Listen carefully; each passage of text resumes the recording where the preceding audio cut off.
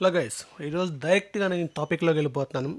ఇది చాలా interesting story. ఇది స్టోరీ కాదు, రియల్గా జరిగిన కథ. కథ సినిమాటిక్ స్టోరీగా ఉంటుంది. సినిమాకి సంబంధించిన విషయం ప్రతి సామాన్యుడు, ప్రతి ఐటీ ఎంప్లాయ్ తప్పకుండా ఈ వీడియో చూడాలి. సినిమాకి, ఐటీ ఎంప్లాయ్కి, సామాన్యుడికి దీని మధ్య ఉన్న రిలేషన్ ఏంటో క్లియర్గా ఎక్స్ప్లెయిన్ చేస్తాం. First of all, Ashwin Kumar పేరు గుర్తుంచుకోండి. అశ్విన్ కుమార్ ఈ వ్యక్తి గురించి మేము తర్వాత మాట్లాడుకున్నాం. చాలా ఇంట్రెస్టింగ్ పర్సన్. ఇతను చేసిన పనికి టోటల్ టాలీవుడ్ మొత్తం బ్లాక్ అయిపోయింది. సో అతని గురించి మనం తర్వాత మాట్లాడుకున్నాం. సో ఇప్పుడు మనం మెయిన్ టాపిక్లోకి వెళ్ళిపోదాం. రీసెంట్గా సెప్టెంబర్లో మన హైదరాబాద్ సైబర్ పోలీస్ వాళ్ళు, హైదరాబాద్ పోలీస్ డిపార్ట్మెంట్ వాళ్ళు ఒక కేసు ఇన్వెస్టిగేట్ చేస్తే సుమారు 3,500 కోట్ల రూపాయలు టాలీవుడ్కి నష్టం వచ్చింది. అంటే తెలుగు సినిమా ఇండస్ట్రీకి నష్టం వచ్చింది. దాన్ని, ఆ కేసుని వీళ్ళు మొత్తం ఇన్వెస్టిగేషన్ చేసి ఫైనల్గా క్రిమినల్స్ని పట్టుకున్నారు. అయితే ఈ పోలీసులు మొత్తం ఇన్వెస్టిగేషన్ ఎలా జరిగింది ఫ్రమ్ స్టార్టింగ్ టు ఎండ్ క్లియర్గా ఎక్స్ప్లెయిన్ చేసి చాలా ఇంట్రెస్టింగ్గా ఉండిద్ది. Don't miss it. Okay, let me explain. So రీసెంట్గా ఒక 2 months 3 months బ్యాక్ మనకి హ్యాష్ సింగిల్, అంటే మన గీతా అర్స్వాల్ hash single movie, Vishnu the hero name is Vishnu, hash single movie, hit three, Nani movie, and Kubera, and this game changer movie, కన్నప్పద్ది, ఈ movies అన్నీ cinema praise గురైనాయి. మెయిన్గా సినిమా రిలీజ్ అవ్వక ముందే, అంటే సినిమా రిలీజ్ అయిన రోజే మెయిన్గా హిట్రీ సినిమా, హ్యాష్ సింగిల్ సినిమాలు డైరెక్ట్గా మీకు ఆన్లైన్లోకి వచ్చేసింది సినిమా రిలీజ్ అయిన రోజే. సో ఇది ఎలా వచ్చిందో దీనికోసం ఫస్ట్ ఏం చేశానంటే, ఈ హిట్రీ cinema, hash cinema, hash singer cinema, ఈ సినిమా వాళ్ళు producers Telugu film chambers of commerce, TFICC అంటారు. వీళ్ళు కలిసి హైదరాబాద్లో సైబర్ క్రైమ్కి ఒక కేసుని, ఒక కంప్లైంట్ ఇచ్చారు. ఇలా మా సినిమాలు ఫస్ట్ రోజే దేవన్నే ఆన్లైన్లో వచ్చేసింది, వెబ్సైట్లో వచ్చేసింది, సినిమా ప్రైస్ అయింది, దీని గురించి మీరు ఇన్వెస్టిగేట్ చేయండి అని చెప్పి పోలీసు ఇన్వెస్టిగేషన్ స్టార్ట్ చేశారు. ఆ ఇన్వెస్టిగేషన్ స్టార్ట్ చేస్తే వాళ్ళకి చాలా ఆశ్చర్యకరమైన విషయాలు వచ్చినాయి. అవేంటో ఎక్స్ప్లెయిన్ చేస్తాం. సో ఫస్ట్ ఏం చేశారంటే, పోలీసు ఇన్వెస్టిగేషన్ స్టార్ట్ చేశారు. ఎలా స్టార్ట్ చేశారు? ఈ సినిమాలు మీరు ఇప్పుడు డైరెక్ట్గా మీ సినిమా రిలీజ్ అయిన రోజు ఓటీటీలో కూడా ముందే మనకి చాలా వెబ్సైట్లు వచ్చేస్తుంది. మూవీ రూల్స్ అని చెప్పి, ఐబొమ్మ అని చెప్పి ఈ వెబ్సైట్లో వచ్చేస్తుంది. అది ఎలా వస్తుంది, ఏంటి, దానికంటే ప్రాసెస్ ఏంటి, దానికి ఎవరు ఇన్వెస్ట్మెంట్ చేస్తున్నారు, దానివల్ల ఎవరు ఎక్కువ నష్టపోతున్నారు, మీకు ఎక్స్ప్లెయిన్ చేస్తాం. సో ఇప్పుడు ఏంటంటే, ఫస్ట్ పోలీసులు ఎలా ఇన్వెస్టిగేషన్ చేశారంటే, ఈ సినిమా వెబ్సైట్లో అప్లోడ్ చేశారు కదా, ఆ వెబ్సైట్లో ఆ సినిమా ప్రింట్ యొక్క ఒక వాటర్ మార్క్ ఉన్నది. ఫోరెన్సిక్ డిపార్ట్మెంట్లో ఆ వాటర్ మార్క్ని ఐడెంటిఫై చేస్తారు. ఆ వాటర్ మార్క్ ఐడెంటిఫై చేస్తుంటే ఈ సినిమాని ఎక్కడ రికార్డ్ చేశారు, ఒక థియేటర్లో, పలానా థియేటర్లో రికార్డ్ చేసేది ఆ వాటర్ మార్క్ వల్ల కనిపెడతారు. సో ఫైనల్గా వాళ్ళు కనిపెడుతుంటే ఈ సినిమాని, ఒక హిట్రీ సినిమాని మన హైదరాబాద్ నాంపల్లి ఏరియాలో ఒక చిన్న థియేటర్లో దీన్ని రికార్డ్ చేశారని చెప్పి వాళ్ళు కన్ఫర్మేషన్ చేశారు. సో ఏం చేశారు, పలానా ఏ రోజున అది రికార్డ్ అయిందో కూడా వాళ్ళకి అర్థమైంది. సో అక్కడికి వెళ్ళి, సినిమా దగ్గరికి వెళ్ళి, అక్కడ కొన్ని మొత్తం ఒక కెమెరాలు ఉంది సినిమా హాల్లో ఆ సినిమాలో రికార్డ్ చేసిన వాళ్ళు ఎవరు అని ఐడెంటిఫై చేసి, ఎలా ఐడెంటిఫై చేశారంటే, ఒక పర్టికులర్ సెక్షన్లో సుమారు 30-40 మందిని ఐడెంటిఫై చేశారు. ఈ 30-40 మంది సినిమా రికార్డ్ చేశారని చెప్పి వాళ్ళు ఐడెంటిఫై చేశారు. అయితే ఇక్కడ ఒక విషయం, సినిమా రికార్డ్ అంటే వాళ్ళు డైరెక్ట్గా మొబైల్ని సినిమా హాల్ దగ్గర పెట్టి రికార్డ్ చేయరు. అది రికార్డ్ చేస్తే ఈజీ కనిపెడతారు కదా. సో ఏం చేస్తారంటే, క్యామ్ కార్డింగ్ అని ఒక సాఫ్ట్వేర్ ఉంది మన ఫోన్లో, క్యామ్ కార్డింగ్ అని సాఫ్ట్వేర్. ఆ ఫోన్ని మీరు ఇక్కడ జోబులో పెట్టుకోవచ్చు, లేదా పక్క సీట్ పెట్టుకుంటూ, మీరు ఫోన్ కదిలినా సరే, ఆ ఫోన్ ఆఫ్లో ఉన్నా సరే అది రికార్డ్ అవుతూ ఉండిద్ది. ఫోన్ ఆఫ్లో ఉన్నా సరే అది మన రికార్డ్ అయితే ఎవరికి తెలియదు. సో ఫోన్ జోబులో పెట్టుకుంటారు, అది వీడియో ఆన్ చేసినట్టు ఎవరికి తెలియదు. సో ఆ క్యామ్ కార్డింగ్ ఆ సాఫ్ట్వేర్ని యూజ్ చేసుకొని ఆ సినిమాని మొత్తం రికార్డ్ చేశాడు. ఆ 30 మందిలో ఐడెంటిఫై చేస్తే ఎవరు ఆ వ్యక్తి అంటే, జానా కిరణ్ కుమార్ అనే వ్యక్తి. అతను ఏంటంటే ఒక మెకానిక్ షాప్, ఇది ఎలక్ట్రానిక్ షాప్ ఉంది. అతను ఈ ఫోనుతో ఆ క్యామ్ కార్డింగ్ అతను ఇన్వెస్టిగేషన్ చేస్తారని చెప్పిందంటే, అతని ఫోన్లో క్యామ్ కార్డింగ్ అనే యాప్తో సినిమా రికార్డ్ చేసి అని చెప్పాను. దీనికి మరి దీనికి ఎలా ఎవరికి పంపించా, దీనికి ఫండ్స్ ఎలా వచ్చినాడని ఇన్వెస్టిగేషన్ చేస్తే అతను ఏం చేస్తాడంటే ఈ వీడియోని తమిళనాడు స్టేట్లో తమిళ్ రూల్స్, మూవీ బ్లాస్టర్స్ అనే మూవీ వెబ్సైట్ ఉంది, వాళ్ళకి సెల్ చేశారు. ఎంతకు సెల్ చేశారంటే సుమారు 300 పౌండ్స్ అంటే 30,000 రూపాయలు. ఒక సినిమా క్యామ్ కార్డు రికార్డ్ చేసేందుకు 30,000 రూపాయలు అతనికి ఇచ్చారు. అయితే ఇక్కడ 30,000 రూపాయలు పేమెంట్లు ఎలా వచ్చినాయని కూడా నేను తర్వాత ఎక్స్ప్లెయిన్ చేస్తాం. సో ఇప్పుడు ఏం చేస్తారు, ఈ సినిమా అతను రికార్డ్ చేసి ఆ రికార్డ్ ఫైల్ని ఆన్లైన్లో డైరెక్ట్గా కొన్ని ఫైల్స్ మనం అప్లోడ్ చేస్తే మనం షేర్ చేసుకోవచ్చు. రికార్డ్ చేసిన వీడియోని ఆన్లైన్లో అప్లోడ్ చేశారు, వాళ్ళకి పంపించారు ఆ లింక్ని. సో వాళ్ళు ఏం చేశారు, ఇక్కడ తమిళనాడులో 2 పర్సన్స్ని పట్టుకున్నారు. వాళ్ళ పేర్లు ఏంటంటే రాజా అమల్ దాస్ అనే వ్యక్తి, ఇంకో వ్యక్తి ఉన్నాడు. సో వీళ్ళు తమిళనాడులో Tamil movie rules, movie blasters అనే వెబ్సైట్ని వెళ్ళి రన్ చేస్తున్నారు. వీళ్ళు ఏం చేశారు, అతను పంపించిన వీడియోని తీసుకెళ్ళి డైరెక్ట్గా సర్వర్లో అప్లోడ్ చేశాడు. సో సినిమా అవైలబిలిటీ వచ్చేసింది అందరికీ. ఇక్కడ మీకు క్వశ్చన్ రావచ్చు, ఇక్కడ మీకు 3 డౌట్లు రావచ్చు. ఇతను సినిమా అప్లోడ్ చేయడం వల్ల వీళ్ళకి డబ్బులు ఎవరిస్తారు, సినిమా అప్లోడ్ చేసి చూడటం వల్ల ఎవరికి లాభం, వీళ్ళకి ఇన్వెస్ట్మెంట్ ఎవరు చేస్తారు. నెక్స్ట్, సినిమా అప్లోడ్ చేస్తే మనం ఈజీగా ఎక్కడ అప్లోడ్ చేస్తారో, ఏ ల్యాప్టాప్ నుంచి, ఏ మొబైల్ నుంచి అప్లోడ్ చేస్తారో ఈజీగా మీకు అర్థమైంది కదా, ఎందుకు కనిపెట్టలేకపోయారు.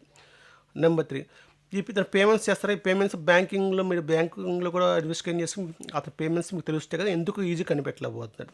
ఈ 3 డౌట్స్ మీకు రావచ్చు.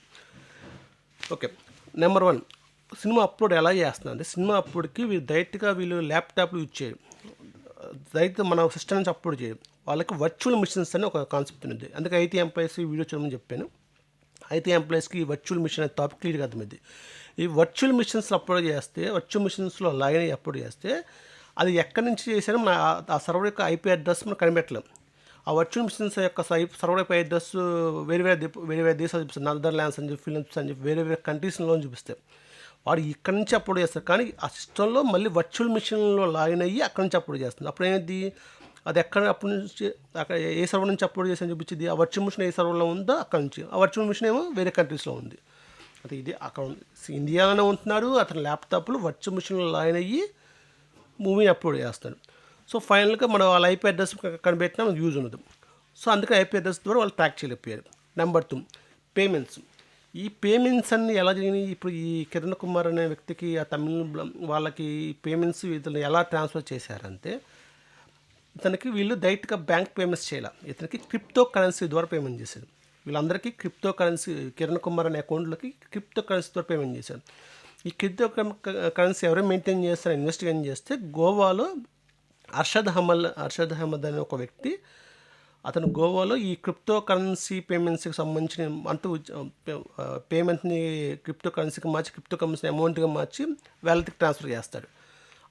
అతను చేసే పని అంతా ఇది. ఓకే, సో వీళ్ళు పేమెంట్లు క్రిప్టో కరెన్సీ చేయడం వల్ల మనం ట్రాక్ చేయలేకపోయారు, వీళ్ళు ట్రాక్ చేయలేకపోయారు. సో ఇక్కడ మీకు ఇంకో విషయం రావచ్చు, మరి ఇతనికి సో ఇప్పుడు ఏమవుతుంది, ఈ అర్షద్ అహ్మద్ అనే వ్యక్తి మన తమిళనాడులో తమిళ రాష్ట్రంలో మూవీ ఎవరైతే అప్లోడ్ చేశాడో అక్కడ నుంచి పేమెంట్ కిరణ్ కుమార్కి వెళ్తుంది. ఎవరు రికార్డ్ చేశాడు, వీళ్ళు ఇస్తారు పేమెంట్ ఎంత, 300 పౌండ్స్ పర్ మూవీకి. ఇక్కడ మీకు డౌట్ రావచ్చు, మరి వీళ్ళకి ఏంటి లాభం, ఇప్పుడు అతనికి ఏంటి లాభం, గోవాలో క్రిప్టో కరెన్సీ అర్షద్ అహ్మద్కి అతను ట్రాన్స్ఫర్ చేసినప్పుడు ప్రతిసారి కొంత కమిషన్ తీసుకుంటారు. అతను ఎవరిస్తున్నారు, వీళ్ళు ఇస్తున్నారు. ఎవరు, Tamil blasters websites, Tamil movie judge website వాళ్ళు ఇస్తున్నారు. ఇది మన రాజా మల్దాస్ వ్యక్తి వాళ్ళు. సో వీళ్ళకి ఏంటి లాభం, వీళ్ళకి ఎక్కడి నుంచి పేమెంట్ వస్తుంది, ఇది ఇక్కడ వీళ్ళకి వచ్చే పేమెంట్ ఎక్కడి నుంచి వస్తుందంటే, వీళ్ళకి పేమెంట్, ఇది ఇంట్రెస్టింగ్ ఉంది, వీళ్ళకి payment gambling, online games, betting apps వాళ్ళకు సంబంధించిన వెబ్సైట్లు ఈ సినిమా ఎప్పుడైతే అప్లోడ్ చేస్తారో, ఆ సినిమా అప్లోడ్ చేసినప్పుడు ఆ సినిమా స్టార్టింగ్లో ఆ యాడ్ని పే చేస్తారు. సో గ్యాంబ్లింగ్, బెట్టింగ్ వెబ్సైట్ సంబంధించిన యాడ్లు పే చేస్తూ ఉంటారు. సినిమా స్టార్టింగ్ ముందు పే చేస్తారు, సినిమా మధ్యలో పే చేస్తారు. సో వీళ్ళకి వాళ్ళ యాడ్లు ఇవ్వటం వల్ల ఈ గ్యాంబ్లింగ్, ఆన్లైన్ బెట్టింగ్ వీళ్ళకి డబ్బులు ఇస్తున్నారు, వీళ్ళు ఇన్వెస్ట్ చేస్తున్నారు. ఫైనల్గా బలవుతున్నెవరు, నాశనం అవుతున్న సామాన్యుడు ఏం చేస్తారంటే సినిమా అయితే ఫస్ట్ రోజు సినిమాకి వెళ్ళరు. ఓకే. ఇప్పుడు ఆల్రెడీ ఓటీటీలోకి వస్తున్నాయి. సో ఫస్ట్ రోజు, రెండో రోజు సినిమా హాల్‌కి వెళ్ళకుండా డైరెక్ట్‌గా వాళ్ళ ఫోన్‌లోనో, వాళ్ళ ల్యాప్‌టాప్‌లోనో సినిమా చూస్తారు. ఎందుకని ఆ మూవీ రూల్స్ వెబ్‌సైట్ ఓపెన్ చేస్తారు. ఓపెన్ చేసి చూస్తారు. ఎటు అతను సినిమాకి ఫ్రీగా వచ్చింది కాబట్టి వెళ్ళి దానిలో ఆన్‌లైన్ బెట్టింగ్ వెబ్‌సైట్స్ కనపడంగానే ఈజీగా టెంప్ట్ అయిపోతారు. తొందరగా ఇప్పుడు ఒక రూపాయి పడితే రూ. 1,00,000 వస్తుంది. రూ. 100 పడితే రూ. 1,00,000 వస్తుంది. ఈజీగా టెంప్ట్ అయిపోతారు. సో వెంటనే ఆన్‌లైన్ బెట్ యాప్స్ నొక్కుతారు.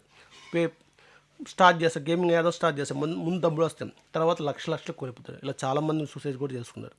సో సామాన్యుడు బలవుతున్నాడు. సో ఈ విధంగా ఈ ప్రాసెస్ జరుగుతుంది. సో ఆన్‌లైన్ బెట్టింగ్ వెబ్‌సైట్ వాళ్ళు ఇన్వెస్ట్‌మెంట్ చేస్తున్నారు. ఎవరికి? మూవీ రూల్స్ వెబ్‌సైట్ వాళ్ళు. వీళ్ళు ఎవరైతే రికార్డ్ చేస్తారో వాళ్ళకి డబ్బులు ప్రాసెస్ చేస్తాం. ఇలా కనిపెట్టారు. ఇది జరుగుతుంది. ఇదంతా ఒక ఎత్తు. ఇప్పుడు అసలు నెక్స్ట్ స్టోరీ చాలా ఇంట్రెస్టింగ్ స్టోరీ. ఇది మాత్రం మిస్ అవ్వకండి. ఇతని పేరు అశ్విన్ కుమార్. బీహార్లో ఉంటాడు. ఓకే. బీహార్లో ఉన్న అశ్విన్ కుమార్ యొక్క స్టోరీ చెప్తాం. ఇతను చిన్నప్పటి నుంచి చాలా సైలెంట్గా ఉండే వ్యక్తి. ఇంట్రో వల్ల ఇన్నోసెంట్ అంటారు. ఇన్నోసెంట్ కాదు, ఇంట్రోవర్ట్ పర్సన్. సైలెంట్గా ఇంట్రోవర్ట్ పర్సన్, ఎవరితో మాట్లాడు. అతను కొంచెం అతని కన్ను కొంచెం మెల్లకన్ను రూపంలో అందువల్ల చిన్నప్పటి నుంచి అతన్ని చాలామంది ఎగతాళి ఇన్సల్ట్ చేస్తూ ఉండేవాడు.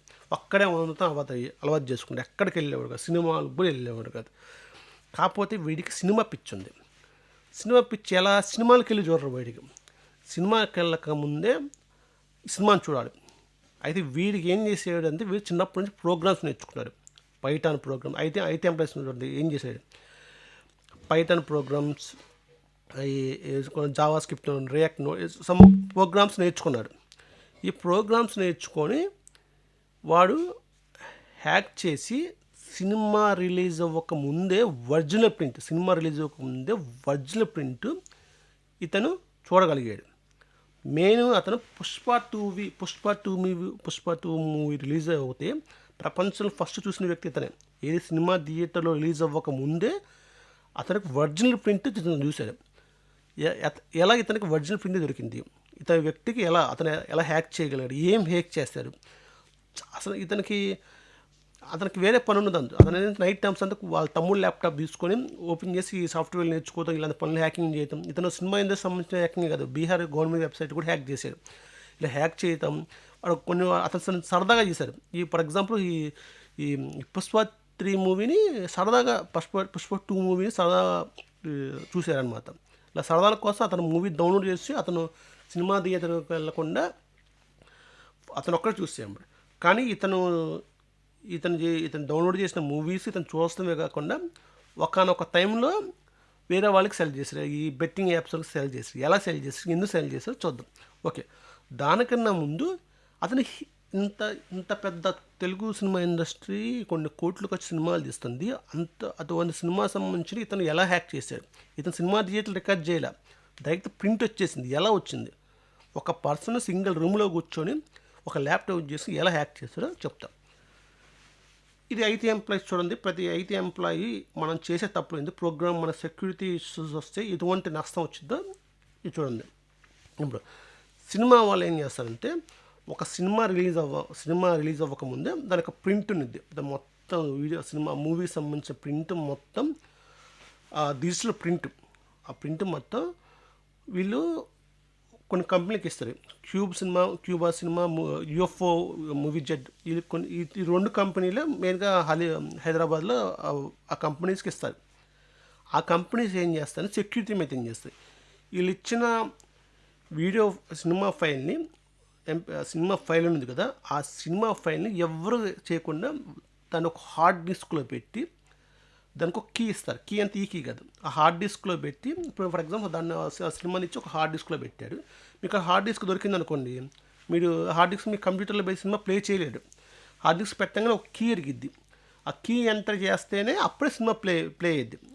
అందుకని ఏం చేస్తారు, ఈ సినిమా వాళ్ళు ప్రొడ్యూసర్స్ అందరూ ఏం చేస్తారు, వీళ్ళకి ఇస్తారు. వాళ్ళు ఆ ఫైల్ని ఎన్క్రిప్ట్ చేసి సెక్యూరిటీ చేసి ఒక కీ ప్రతి డిస్క్కి ఒక కీ ఇస్తారు. ఈ హార్డ్ డిస్క్నే ప్రతి సినిమా థియేటర్కి పంపిస్తారు. సో సినిమా థియేటర్లో ఏం చేస్తారు, హార్డ్ డిస్క్కి ఓపెన్ చేసి దానికి సంబంధించిన ప్రతి కీని ఓపెన్ చేసి కీ ఎంటర్ చేసి సినిమా ప్లే చేస్తారు. సో ఆ సినిమాని చూడాలంటే ఏం చేయాలి మనం? ఫస్ట్ హార్డ్ డిస్క్ ఉండాలి. హార్డ్ డిస్క్ తర్వాత దానికి సంబంధించిన కీని తెలుసుకొని ఉంటేనే ఆ కీ ఎంటర్ చేస్తే అప్పుడే సినిమా ఓపెన్ అయ్యిద్ది.